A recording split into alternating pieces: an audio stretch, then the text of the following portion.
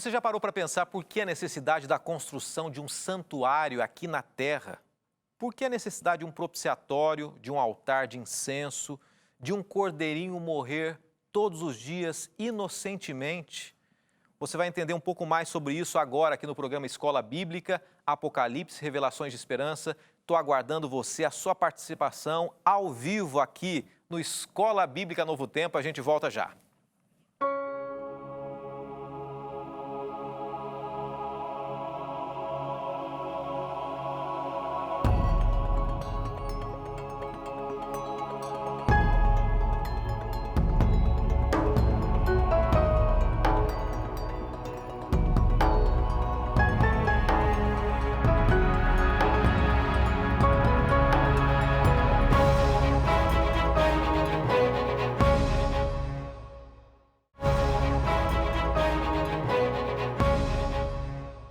Começamos o programa Escola Bíblica e eu já começo oferecendo para você a nossa didática, a forma como a gente apresenta o livro do Apocalipse aqui ao longo dessas semanas. É baseado nesse guia de estudos, Apocalipse, Revelações de Esperança.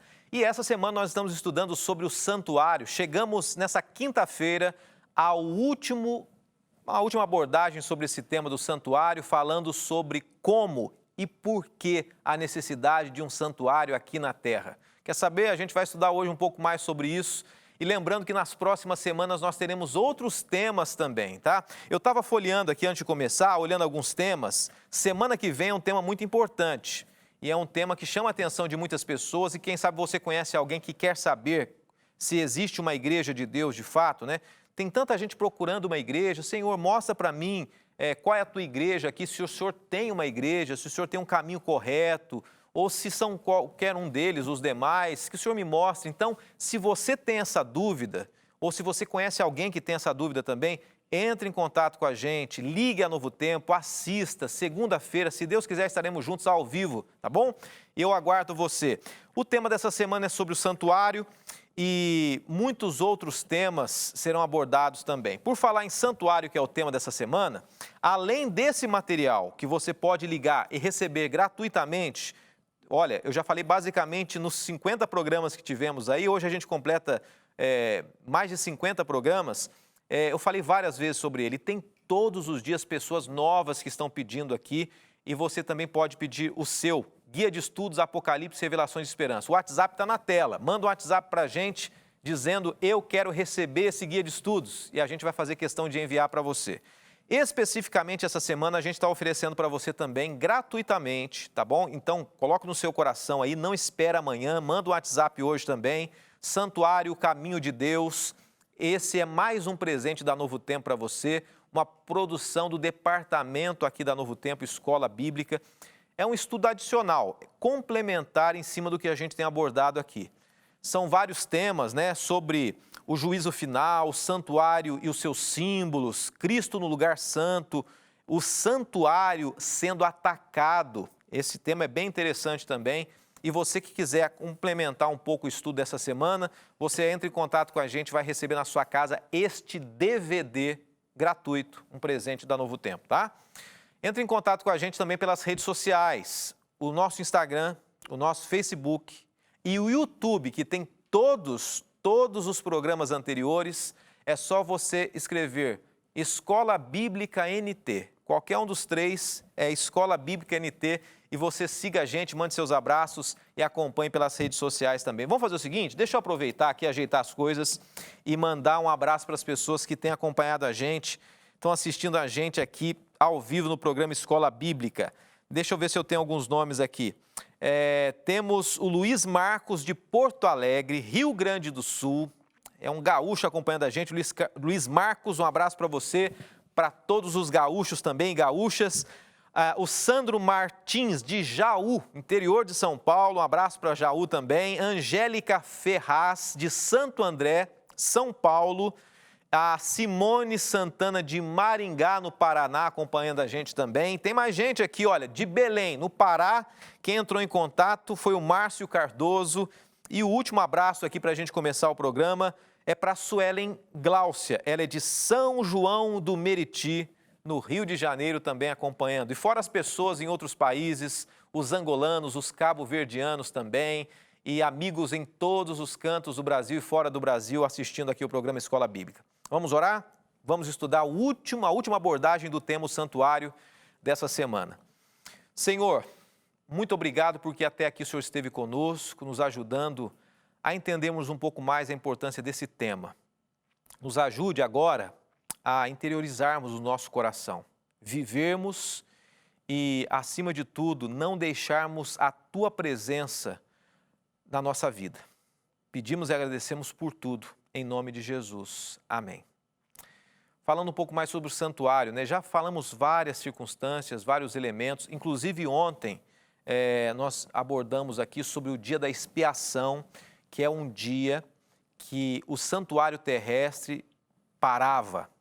As pessoas, o povo de Israel, se voltava para o santuário porque era o dia da expiação, o dia da purificação do santuário, dia de juízo, dia de perdão. E nós mencionamos que a representação do antigo Israel, através do santuário terrestre, que era uma cópia do santuário celestial, ela se tornou prática através da profecia das 2.300 tardes e manhãs do santuário relacionado em Daniel, no livro de Daniel, capítulo 8. Olha, só para você entender o que eu estou falando, se você estudou sobre isso ontem, ou se você não viu, assista o programa de ontem no nosso YouTube, tá? Se você não sabe, não tem a mínima noção do que é a profecia das 2.300 tardes e manhãs, nós vamos estudar ainda, tá? Uma semana só sobre essa profecia. Uma profecia muito importante. E vamos ao santuário, então. A pergunta 9 do estudo, ela começa já com essa abordagem. O que todo o cerimonial do santuário terrestre, no caso, que era a cópia do céu, representava? Nós já falamos um pouco sobre isso, mas vale a pena a gente voltar à resposta bíblica aqui. Hebreus 8, 4 e 5 diz assim: se ele estivesse na terra, nem seria sumo sacerdote, visto que já existem aqueles que apresentam as ofertas prescritas pela lei. Eles servem num santuário que é o quê? Cópia e sombra daquele que está nos céus. Então vamos voltar à pergunta. O que todo o cerimonial do santuário terrestre representava? Representava o mesmo cerimonial do santuário celeste, do santuário que existe no céu. Já que Moisés foi avisado quando estava para construir o tabernáculo, tenha o cuidado de fazer tudo segundo o modelo que lhe foi mostrado no monte. Então, nós entendemos que o santuário ensinava ao povo a natureza terrível do pecado e apontava para Jesus Cristo como o único que pode perdoar e salvar. Então, a gente poderia resumir o santuário aí. Seria mais ou menos o resumo, né? O santuário terrestre ensinava o plano da salvação e que somente o Cordeirinho Jesus poderia morrer no nosso lugar. E é aquele que intercede por nós, Jesus é o Cordeiro, Jesus é o sacerdote que intercedia para o povo, intercede por nós, Jesus é o sumo sacerdote, aquele que perdoa e aquele que julga também. Esse é o resumo do plano da redenção. E voltando à questão do santuário, nós vamos à pergunta de número 10. Quem é o único que pode exercer o ofício de um sumo sacerdote no santuário celestial? Nós já respondemos essa pergunta agora e você que acompanha aí pode anotar no seu guia de estudos. Diz assim, Hebreus 8, 1 e 2.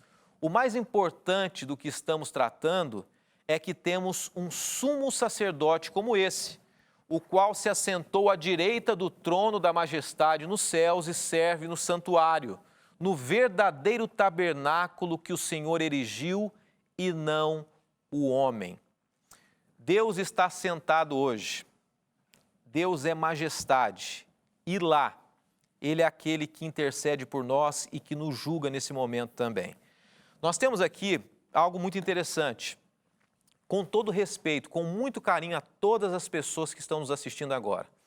Mas eu queria que você prestasse atenção nesta imagem e nesse texto bíblico, que faz uma referência a algo muito importante ensinado no santuário terrestre e no santuário celeste também. Olha o que diz 1 Timóteo 2, verso 5. Diz assim: porque há um só Deus, um só mediador entre Deus e os homens, Jesus Cristo, o homem.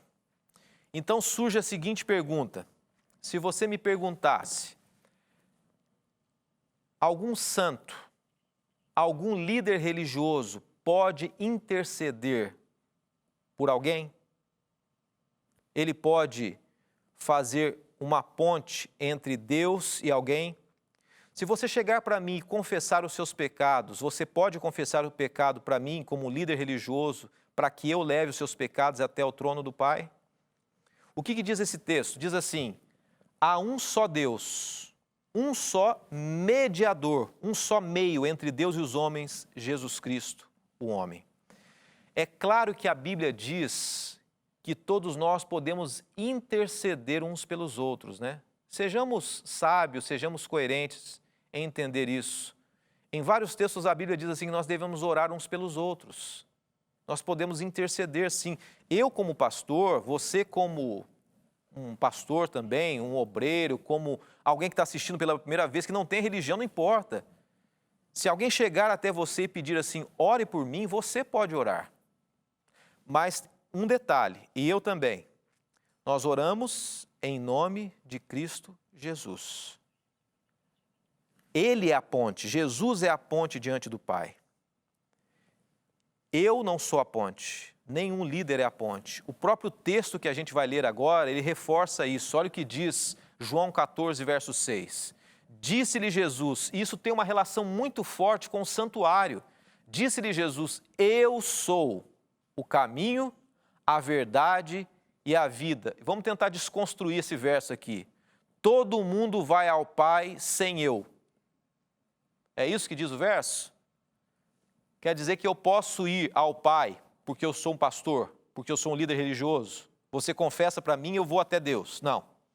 Ninguém vai até o trono do Pai a não ser por Jesus. E você não precisa de mim, nem de ninguém, para chegar até Jesus. Você, nesse momento, pode chegar até Jesus, porque Ele é o único que intercede diante do Pai. Ele é o intercessor.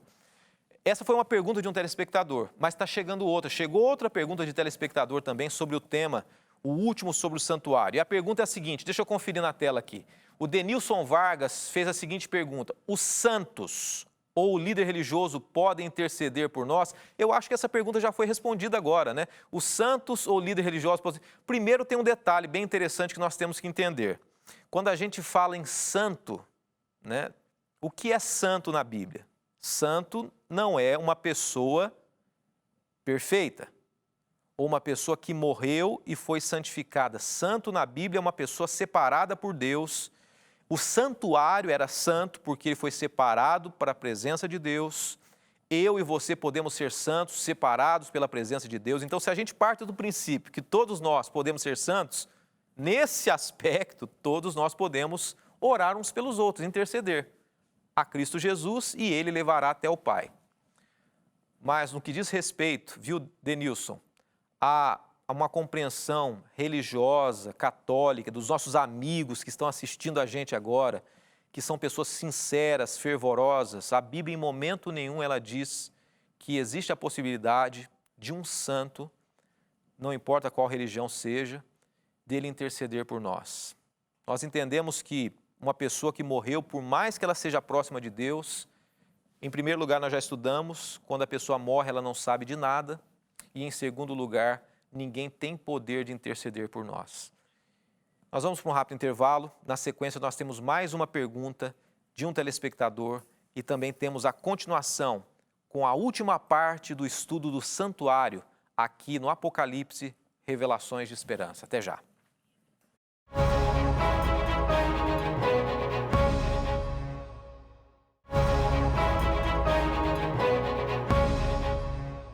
Quinta-feira estamos encerrando a última parte do estudo dessa semana sobre o santuário, aqui no estudo Apocalipse Revelações de Esperança. Especificamente hoje, estou oferecendo para você Santuário Caminho de Deus, é gratuito, entre em contato com a gente.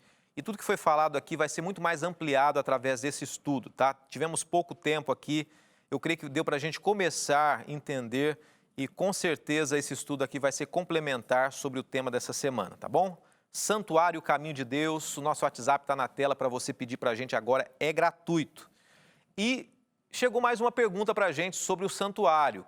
Quem entrou em contato aqui, vamos ver se aparece na tela, é o Daniel Charnovski. Ele é do Paraná e a pergunta dele é a seguinte: o pecador, a gente está falando do santuário, o pecador poderia entrar no pátio para realizar os sacrifícios com o sacerdote? Então, o detalhe é o seguinte, vamos tentar relembrar.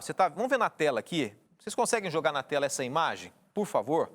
Essa imagem aqui. Então, a pergunta do Daniel é se a pessoa, né, que não era um sacerdote nem um sumo sacerdote, se ela poderia entrar nessa parte aqui, no pátio, porque eles moravam no arraial, da parte de fora, aqui era o pátio, o altar de sacrifício, aqui o local onde eram lavadas as mãos, e aqui o santuário, o lugar santo, o lugar santíssimo também. A pergunta é a seguinte: o pecador podia entrar aqui dentro e participar junto? A resposta é, ele podia sim trazer. Eu mencionei, eu creio que ontem ou antes de ontem, eu mencionei que toda manhã e toda tarde ele chegava para entregar o sacrifício ao sacerdote.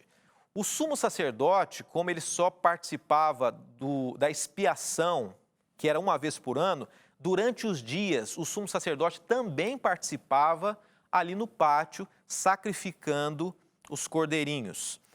O pecador entrava, ele podia levar o cordeirinho até o sacerdote, só que ele não participava da cerimônia em si.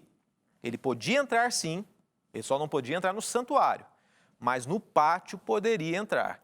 Agora tem uma coisa interessante, até para complementar um pouco a pergunta ali. Muitas pessoas imaginam que todos os dias que o sacrifício era realizado, que o sacerdote saía e levava para dentro do santuário e aspergia o sangue. Nem sempre era assim. Normalmente isso acontecia quando era um sacrifício para uma autoridade, para um rei, que era mais representativo. Normalmente, quando o cordeirinho era sacrificado, o sangue do cordeirinho era colocado nas bordas ali, né? Era basicamente um quadrado onde era sacrificado o cordeirinho, o altar, e o sangue do cordeirinho era passado pelo sacerdote ao redor ali do altar de sacrifício. Nem sempre o sangue era colocado ali dentro do santuário.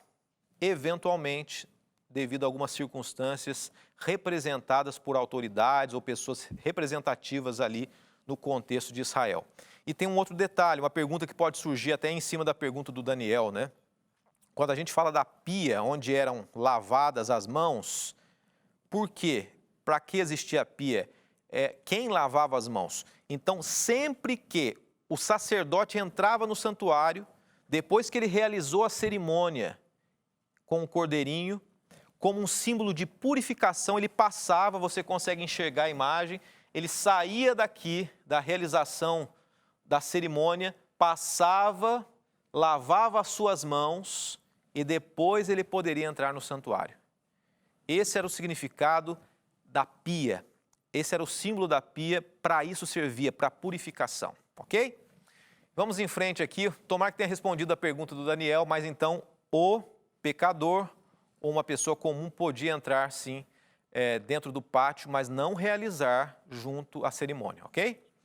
Nós temos em frente a pergunta de número 11, a pergunta de número 11 do nosso guia de estudos, que é a pergunta complementar e ela traz uma lição muito grande para a gente, encerrando o capítulo 13 do guia de estudos. O que ocorrerá quando o ministério intercessor de Cristo no santuário celestial for encerrado? Então, nós dissemos aqui algumas coisas muito importantes. Nós entendemos que após o santuário terrestre vivenciar os 365 dias do ano, acontecia a cerimônia da expiação, o dia da expiação. No céu, quando Jesus julgar, perdoar, Jesus dar o veredito final, algo vai acontecer. E essa é a pergunta. A resposta se encontra em Apocalipse 14, 14 e 20. 14 a 20, né? Olhei e diante de mim estava uma nuvem branca. Semana passada nós lemos esse texto. E agora eu quero explicar um pouco mais ele. Olhei e diante de mim estava uma nuvem branca. e assentado sobre a nuvem alguém semelhante a um filho do homem. Você consegue imaginar quem é? O próprio Deus, o próprio Jesus, semelhante a um filho do homem. Com um semblante, com a feição, com a fisionomia dele quando esteve aqui na terra. Ele estava com uma coroa de ouro na cabeça. Ele não era mais, ou não será mais quando vier, aquele homem com uma coroa de espinhos, mas sim uma coroa de ouro. E continua o verso: na cabeça uma coroa e uma foice afiada na mão. A pergunta que eu faço é a seguinte: o que representa ou representaria essa foice afiada? Quando Jesus vier, depois que tudo terminar, depois que o santuário for purificado, depois que a justiça dos homens for avaliada, depois que Deus julgar, ele virá com uma foice na mão. E a continuação do verso diz: então saiu do santuário um outro anjo, que bradou em alta voz àquele que estava sentado sobre a nuvem: tome a sua foice, dizendo para aquele semelhante ao Filho do Homem, para Cristo: tome a sua foice, faça a colheita, pois a safra da terra está madura, chegou a hora de colhê-la. Assim aquele que estava sentado sobre a nuvem passou por sua foice pela terra, e a terra foi ceifada. Primeiro ponto, a terra é ceifada. O que representa isso? Essa ceifa representa duas coisas, e a gente entende no restante do verso agora. Outro anjo saiu do santuário dos céus, trazendo também uma outra foice afiada. Duas foices. E ainda um outro anjo, que tem autoridade sobre o fogo, saiu do altar e bradou em alta voz àquele que tinha a foice afiada: tome a sua foice afiada e ajunte os cachos de uva da videira da terra, porque as suas uvas estão maduras. E a gente encerra o verso com essa parte. O anjo passou a foice pela terra, ajuntou as uvas e as lançou no grande lagar da ira de Deus. E foram pisadas no lagar, fora da cidade, e correu o sangue do lagar, chegando ao nível dos freios dos cavalos, uma distância de cerca de 300 quilômetros. Olha, uma profecia aqui com muita ilustração, com muitos simbolismos, mas a essência é o seguinte: duas foices, dois grupos de ceifados. Aqueles que, quando Jesus voltar, serão ceifados para serem colhidos, para serem levados com Jesus. E um segundo grupo, como um grupo de uvas, diz o verso, que será ceifado, colhido, mas para ser jogado no lagar, queimado no fogo. Chegará um momento em que Jesus ceifará a terra, em que tudo que ele plantou, toda a dedicação, todo o esforço, tudo o que ele fez, merecerá uma colheita. E a pergunta que eu faço para mim hoje, e que você deve fazer para você: que parte da colheita você fará? Você será parte daqueles que serão levados com Deus, serão parte da colheita de Deus, ou parte daqueles que serão ceifados e jogados no lagar, no fogo, destruídos eternamente? Eu deixo para você um desafio. O desafio maior é você estudar ainda mais esse tema tão abrangente, tão profundo, que desde o início da humanidade até o último dia aponta um Deus que veio, que morreu por nós e que hoje está no céu, olhando para cada um de nós. Entre em contato com a gente, peça seu guia de estudos, através do WhatsApp, 12 98100 1615. Entre em contato agora. Ou, se você estiver acompanhando a reprise em horário comercial, o nosso contato telefônico é o 12 21 27 31 21. E aí, com certeza, você vai ampliar ainda mais o seu conhecimento sobre o estudo dessa semana.